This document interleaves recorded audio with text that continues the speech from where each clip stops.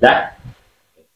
Assalamualaikum warahmatullahi wabarakatuh. Waalaikumsalam warahmatullahi wabarakatuh. Sobat Kimung, kembali lagi di Keep and Talk Channel. Jadi baru bikin lagi karena ya belum ada yang menarik banget ya Om Kimung ya. Iya, tapi karena kosong mau nggak mau kita cari yang menarik-menarik Iya, aja. jadi kita rangkum aja nih. Rangkum aja. Makanya di background TV-nya tidak ada judul, tapi masih di segmen orang awam bicara politik. Ya pasti kita bukan tim juru kampanye ya.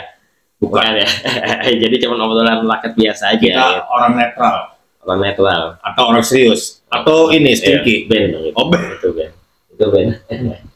Jadi hampir 2 minggu ya, hampir 2 minggu nggak bikin konten. Cuman ada selama 2 minggu itu tuh ada beberapa kejadian lah. Banyak. Kita rangkum aja. Jadi terutama itu di mana Pak Prabowo berkunjung ke kandangnya PSI ya. Iya. Di mana itu bisa dibilang cukup mengejutkan karena kan bisa dibilang kedua pihak ini agak berseberangan pada pemilu 2019 karena berbeda paham lah, bahasa kasarnya kayak gitu. Ideologi lah berbeda Iya ideologi. gitu. Terus ada kejadian di mana salah satu Bang Jali nyebutnya sih pengamat politik lah, Rocky Gerung gitu. Pak Rocky Gerung itu mengeluarkan statement yang kata-katanya ada yang bilang itu mengkritik, ada yang bilang itu menghina gitu ya kan. Cuman kalau kita perhatikan itu tendensinya kasar sebenarnya gitu. Jadi menghina Pak Presiden Jokowi ini menjadi rame ya kan, karena apa namanya, dianggap ini sebuah penghinaan ke presiden gitu. Nah Om Kimung mau bahas yang mana dulu deh? Terserah Om Kimung nih, mau diruntut gimana? Apakah itu nanti berkesinambungan, ternyata kejadiannya gimana menurut Om Kimung? Kita enjoy aja nih Bang Jali. Iya. Karena 2 minggu lebih kita nggak buat konten dan itu banyak peristiwa. Sebenarnya bukan dari yang itu loh, bukan dari PSI. Sebenarnya juga ada Golkar kan tahu sendiri, iya. ada manuver katanya Luhut. Ya. Oh iya benar. Terus kemarin ulang tahun PKB, semua hadir, cuma satu yang nggak hadir katanya PKS yang nggak hadir. Oke. Dan seperti Om Kimung bilang, konten sebelumnya itu kedua partai seperti minyak sama air, nggak bisa menyatu. Apa partai apa? Ya PKS dengan PKB Oke. karena beda ini gitu. Oke. Nah jadi banyak peristiwa-peristiwa, tapi yang paling ini ya cobalah dari PSI aja lah. Ya, Om Kimung mau mulai dari PSI. Ya ini justru Om Kimung mau tanya nih sudut pandang Bang Jali, karena Om Kimung sendiri melihat kok Pak Prabowo manuvernya makin agresif ya. Oke. Contoh lah, belum lama ini Pak Prabowo mau mengendarai, membawa mobil di sebelahnya Pak Erick Thohir, di belakangnya Pak Jokowi dengan Ibu Iriana. Itu Om Kimung melihatnya makin apa ya?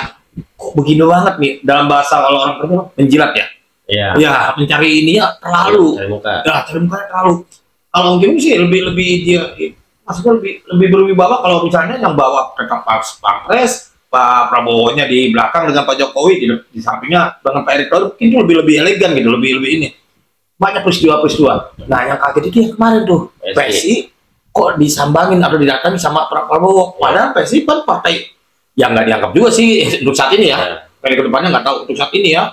Karena PSI partai kecil, tapi suara untuk kalangan anak muda itu masih termasuk orang yang kritis juga gitu. Apa partai yang kritis juga. Nah itu sudut pandang dari Bang Jali gimana? Kalau Om Kimung nggak bisa melihat apa sih maunya Pak Prabowo gitu. Apa efeknya apa dari pertemuan ini ya gitu. Banyak iya, makanya itu yang Jadi gini, ini sudut pandang Bang Jali ya. Bang Jali kan bisa bilang ngikutin nih kalau untuk kasus Pak Prabowo sama PSI ya kan. Ini berbeda hal kalau saya PSI berkunjung ke Pak Prabowo, berbeda hal. Oh iya. Itu artinya PSI yang mencoba mendekat, melobi untuk ada pembahasan koalisi lah, bahasa kasarnya kayak gitu. Sedangkan untuk kasus ini kan Pak Prabowo-nya sendiri yang nyambangin PSI. Nah, PSI itu kan yang udah Sobat Kimung tahu, dia sudah ada rembuk rakyat namanya, dia tuh mendeklarasikan mendukung Pak Ganjar sama Bu Yeni Wahid untuk maju jadi pilpres gitu. Nah itu kan jelas Pak Ganjar itu kadernya PDIP, sedangkan Bu Yeni Wahid itu kan apa istilahnya tokoh NU lah, bahasa kasarnya kayak gitu. Jadi apa nih yang dicari sama Pak Prabowo di PSI? Nah, saya bagian coba berpikir. PSI ini kan orang menganggap selama ini partai sekitaran ibu kota. Iya. Yang dibahas ya udah. Waktu Pak Anies menjabat tuh yang dikritik Pak Anies aja gitu kan. Gitu. Karena di Jakarta PS ini cukup tinggi suara, dia masuk 5 besar kayak gitu ya kan, rasanya sebutnya partai seputar ibu kota. Nah, apa sebenarnya tujuan Pak Prabowo? Artinya Bang Jali ini tafsiran Bang Jali ya. Pak Prabowo kan kita tahu belakangan ini cukup dekat nih sama Pak Jokowi, ya kan? Ya. Mencoba kerja kayak ngikut ya gitu, kayak anak kecil pengen ke pasar namanya gitu, ngikut mulai ya kan. Gitu. Terus bertemu beberapa kali sama anak sulungnya Pak Jokowi, Mas Gibran di Solo kayak gitu. Nah, PSI ini kan juga lagi gembar-gembor mendukung untuk anak bungsunya Pak Jokowi, Kaisang, jadi Depok pertama, jadi wali kota. Nah, apakah ini salah satu cara Pak Prabowo untuk lebih mendekatkan diri lagi ke Pak Jokowi, bertemu PSI? Ini benar nggak sih sebenarnya Mas Kaisang ini mau diusung di Depok, di wilayah Depok? Jadi Bang Jali berpikir ini langkah yang dijalankan Pak Prabowo untuk mendukung seluruh keluarga atau hubungannya oleh Pak Jokowi gitu, untuk menarik suara para pendukungnya Pak Jokowi, karena kan Projo udah udah bertemu Pak Budiman Sujatmiko yang istilahnya ini Pak Jokowi banget, terus ada PDIP satu lagi Pak Effendi Simbolon, wah pokoknya udah macam-macam lah kayak gitu. Nah, ini mungkin salah satu langkah yang dijalankan oleh Prabowo, cuman kan bilangnya silaturahmi, ya bohong, masa sih nggak ada pembahasan politik dan macam-macam.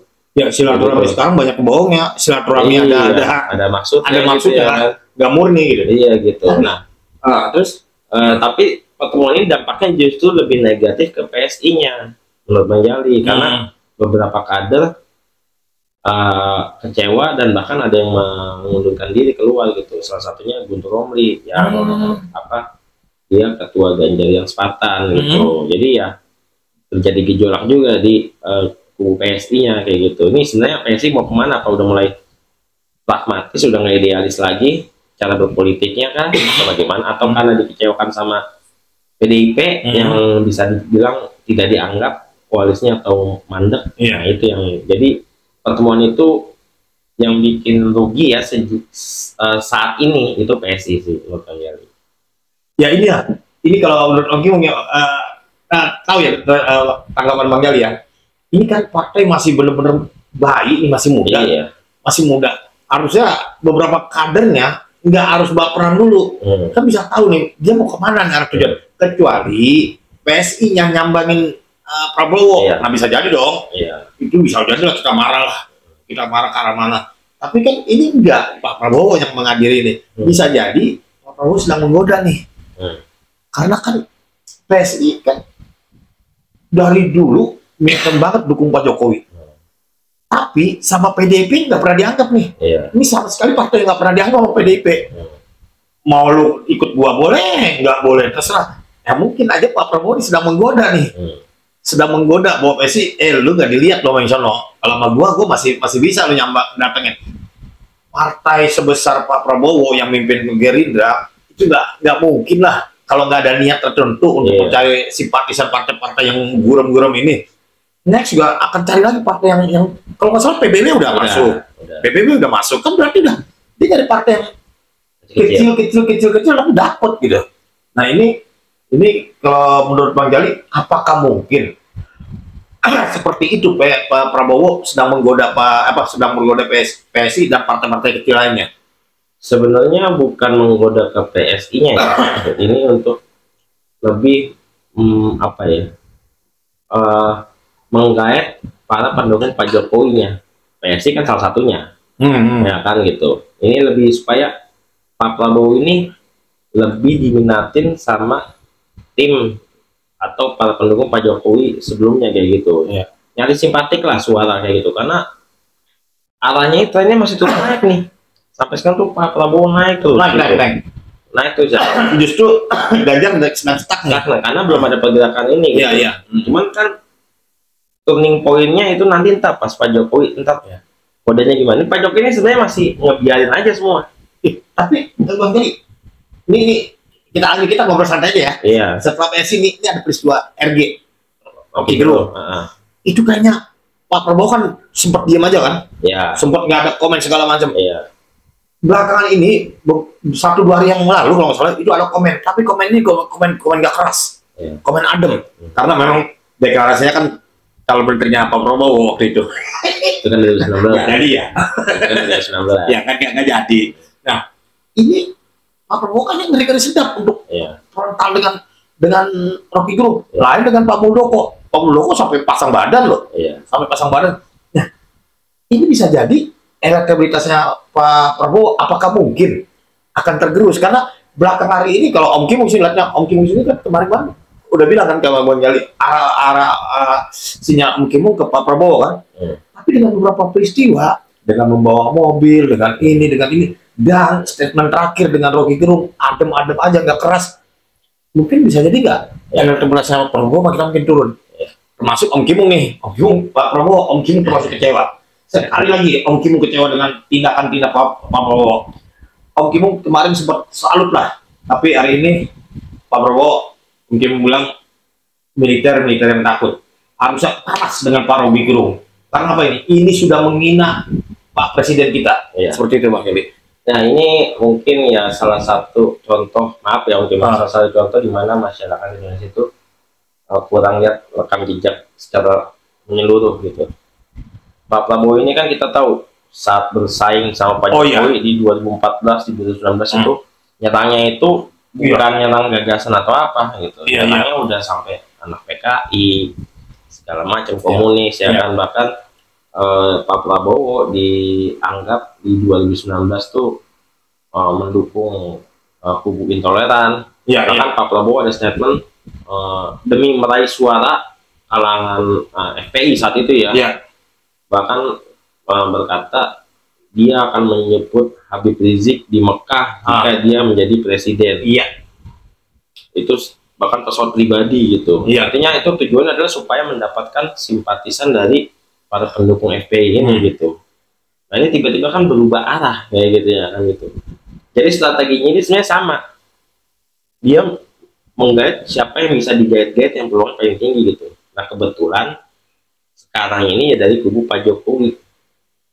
Ini gitu, yang bisa dipotensi dipecah belah. PSI salah satu yang bisa dipecah belah saat ini, yaitu salah satu kadernya kan bilang mengundurkan diri. Kalau dia kecewa sama Pak Prabowo, harusnya dia juga kecewa sama Pak Jokowi. Kenapa Pak Jokowi menerima Pak Prabowo di kementerian?